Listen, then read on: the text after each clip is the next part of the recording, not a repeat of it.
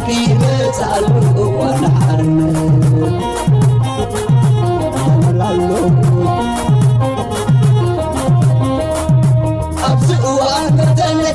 شمت مزمزة نتنقل السبب طولة مسقرزة سرنا مسافتي إننا بعد ماما سرنا السنزري لا تعصقا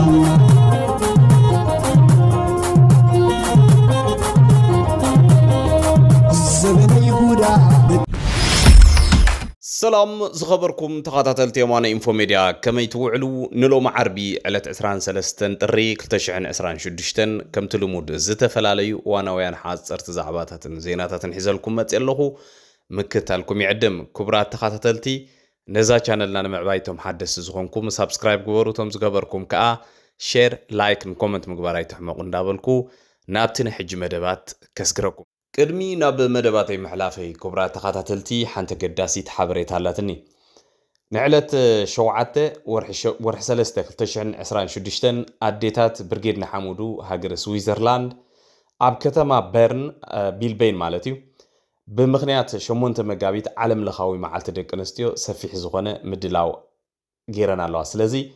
نعلت شوعته ورح سلسته كلتشعن عسران شدشتن ابز بوتازي عدمه اقريبنا لكم الله اديتات برغيد نحمودو سويسرلاند بقدامنت زغربلكم كبرات تخاطاتلتي اب محبراو ميديا اب يوتيوب وصي زلو بزعبا ايرترا حدا خابتم ناب ايرترا عودت زغبرو غازيطنياتات بزعبا ايرترا زوصو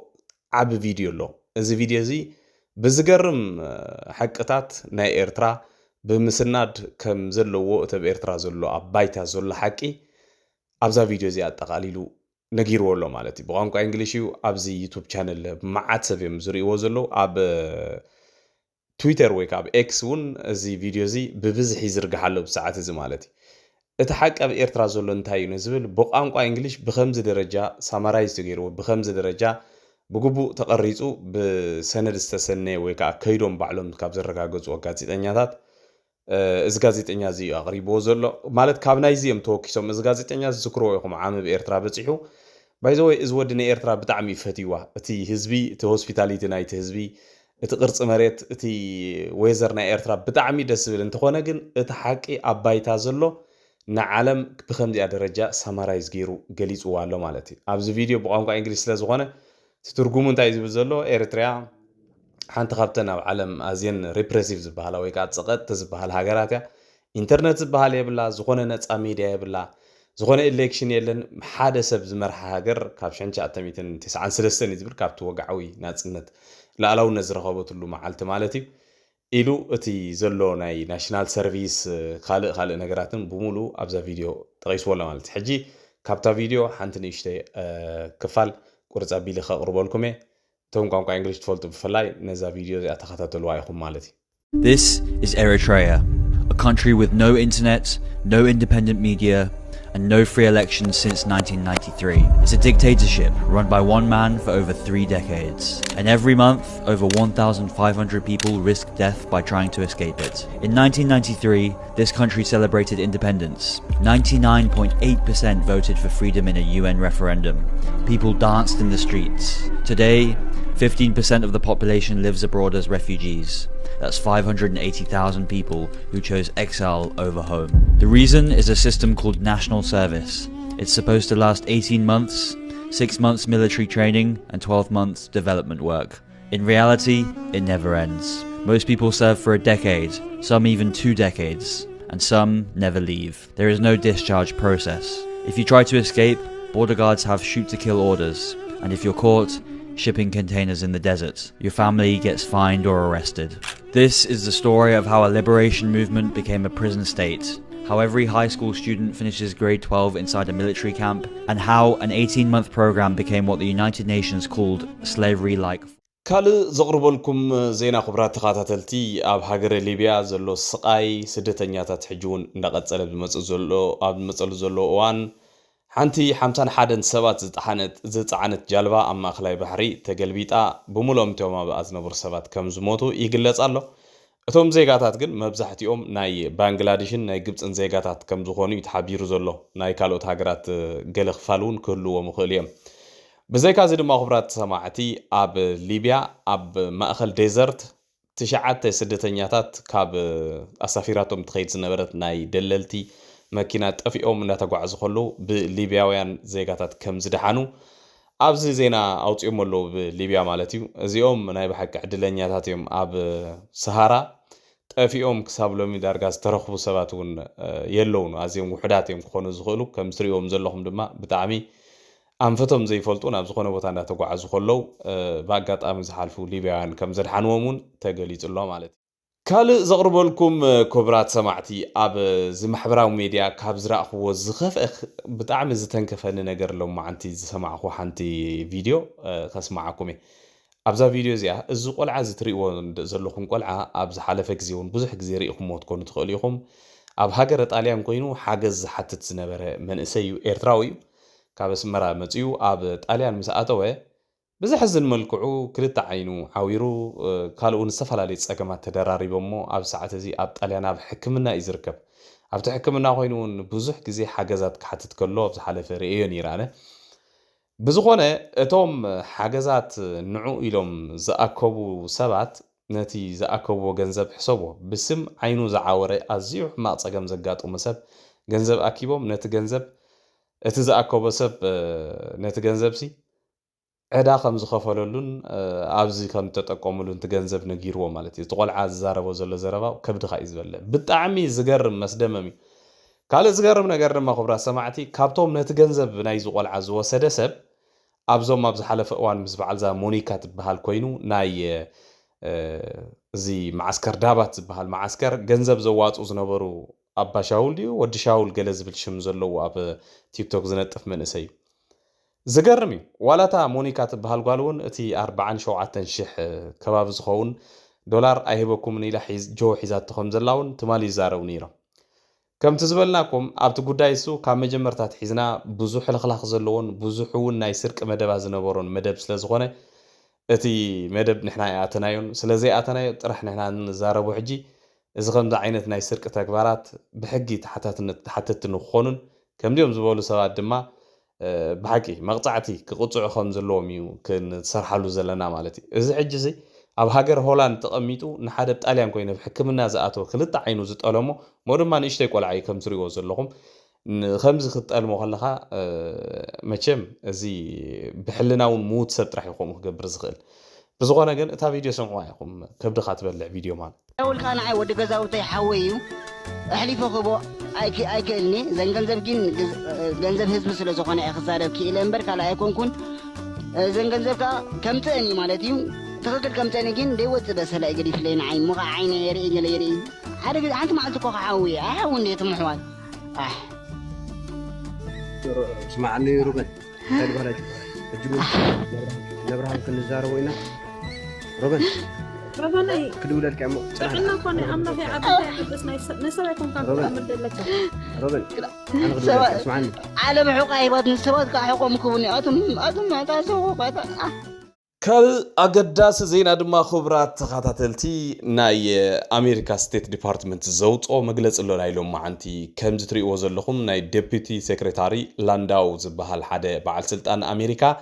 مستوم لعلوت وتهدران مرحتي ناي أمريكا كرنا أفريقيا زلوا خوينو أبزي زمت زلوا على 24 صباح مالتي واحد يرو صباح بجبت جميرو إثيوبيا كينيا جيبوتي خبت صحيو أزي ሚኒስተር እዚ ናብ ዝበፅሕ ዘሎ ምስቶም ላዕሎት ወተሃደራውያን መራሕቲ እዚ ኣብ ዝሓለፈ ቅድሚ 2 መዓልቲ ኣብ ዘስማዕኹም ፕረዚደንት ትራምፕ እውን ኣብ ቀርኒ ኣፍሪቃ ይመጽእ ኣለኹ ክመጽእ ከለኹ ድማ ቀዳማይ ንሰርሓሉ ኣጀንዳ ጉዳይ ናይ ናይል ኣብ መንጎ ኢጅፕትን ኢትዮጵያን ዘሎ ጉዳይ ኢሉ ትማሊ ዝተዛረቦ ዘረባ እውን ነይሩ ብዓብዩ ኣብ ዝሓለፈ ዝተዛረቦ ዘረባ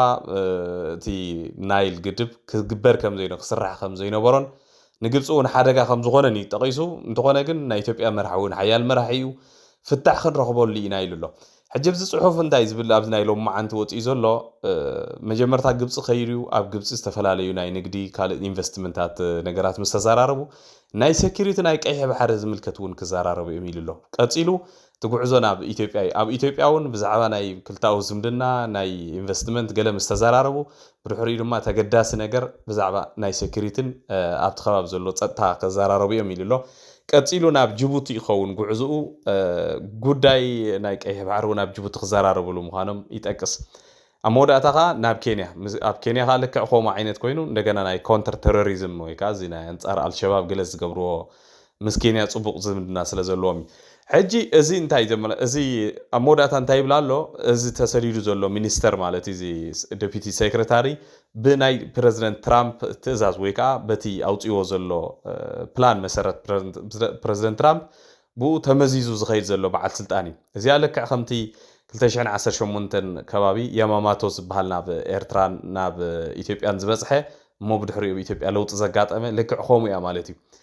እዚኣ ጉዳይ እዚኣ ኸ ትማሊ ቅድሚ ትማሊ ተዘራሪብና ኣላ ኢና ምናልባት ኣብዚ ንኸዶ ዘለና ቃልሲ ብፍላይ ኣብዚ ናይ ደለይቲ ፍትሒ ብተደጋጋሚ ንዛረበሉ ግን ከዓ ክስራሓሉ ዘይረአ ዘሎ ነገር ኣብ ከባቢና ዘለዉ ሓደሽቲ ምዕባለታት ብብዝሒ ከም ኣጀንዳ ኮይኖም ክንዛረበሉ ኣይንኽእልን ኣለና ኣብዚ ናይ ቃልስና ዘሎ ምጉርፋጣት ኣብኡ ዘሎ ተሓደ ከም ዝበለ ጥራሕ ክንብል ግዜ ዝሓልፍ ዘሎ ኮይኑ ይስማዓኒ ኣብዚ ብዙሕ ስራሕ እዩ ነፍሲ ወከፍ ተቃላሳይ ብዛዕባ እዚ ጉዳይ እዚ መንቋሕቋሕታ ክህልዎን እንታይ ይግበር ከም ዘሎ ኣፍልጦ ክህልዎን ይግባእ በዚ ኮይኑ በቲ ግን ኣብዚ ሰሙናት እዚ ወይ ኣብዚ ዝመፁ ዘሎ መዓልታት ብዙሕ ሓደሽቲ ነገራት ክፍጠሩ ከም ዝኽእሉ ኣብ ቀርኒ ኣፍሪካ በዚ ክርዳእ ንኽእል ኢና ኣሜሪካ እንታይ እያ ክትውስን ንኢትዮጵያ እንታይ እያ ክትህቦም እንታይ እያ ክትብሎም ኢትዮጵያውያን ብኸመይ መገዲ እምነቲ ኩነታት ክሕዝዎ ምክንያቱ ክሳብ ሕጂ ግብረ መልሲ ይሃቡን ዘለው ጥራሕ እቲ ትማሊ ትራምፕ ዝተዛረቦ እቲ ግድብሲ ብናይ ኣሜሪካ ገንዘብ እውን ተመወለ እዩ ዝበሎ ንዕኡ ኣይኮነን ኢሎም ግብረ መልሲ ሂቦም ኣለዉ ካልእ ግን ዝሃብዎ ግብረ መልሲ የለን እዚ ዘርእየካ ድማ ኢትዮጵያ እንተስ ብፍርሒ እንተስ ብገለ ኣብዚ ጉዳይ ምዝርራብ ክጅምር ምዃና ግን ከዓ ኢትዮጵያ ዘቕርቦ ጠለብ ናይ ግድን ከም ዘለውን እዚ ክትርድኡ ኣለኩም ማለት እዩ ብኻልእ መዳይ እውን ሙሱ ዝተሓዘ ዜና እዩ ናይ ኢትዮጵያን ናይ ጅቡትን ናይ ላዕለዎት ወተሃደራውያን መራሕቲ ኣብ መንጎ ዘን ክልተ ሃገራት እዚአን ወተሃደራዊ ስምምዕ ፈሪሞም ኣለዉ ትማሊ ኣብ ክልቲኡ ዶባት ናይ ክልቲአን ሃገራት ዘሎ ምንቅስቃሳት ሙሉእ ብሙሉእ ምቁፅፃር ንክገብርሉ ወይ ከዓ ሙሉእ ብሙሉእ ብሓባር ኮይኖም ንክሰርሕሉ እውን ተሰማሚዖም ኣለዉ እዚ እውን ሓደ ብፍላይ ንስርዓት ህግደፍ ዘሻቅል ጉዳይ እዩ ኣብዚ ሰሙን እዚ ኣብ ከባቢ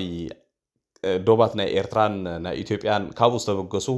ዕጡቃት ናይ ዓፋር ንጅቡታውያን ኮይኖም ግን ናይ ዓፋር ዓልየት ዘለዎም ማለት እዩ ንመንግስቲ ጅቡቲ ከቢድ ኩናት ከም ዝኸፈትሉ ይዝከር እዩ ካብዚ ዝተበገሰ እምበር መስለኒ ሓፈሻዊ እውን እቲ መገዲ ናይ ጅቡቲ ናብ ኢትዮጵያ ዝኣቱ መራኽብ እዘን ዓበይቲ መካይነን ዝሓልፋሉ ብሙሉእ ብትሕቲ ቁፅፅር ናይ እዞም ዕጡቃት ስለ ዝኣተወ ነዚን ካልእን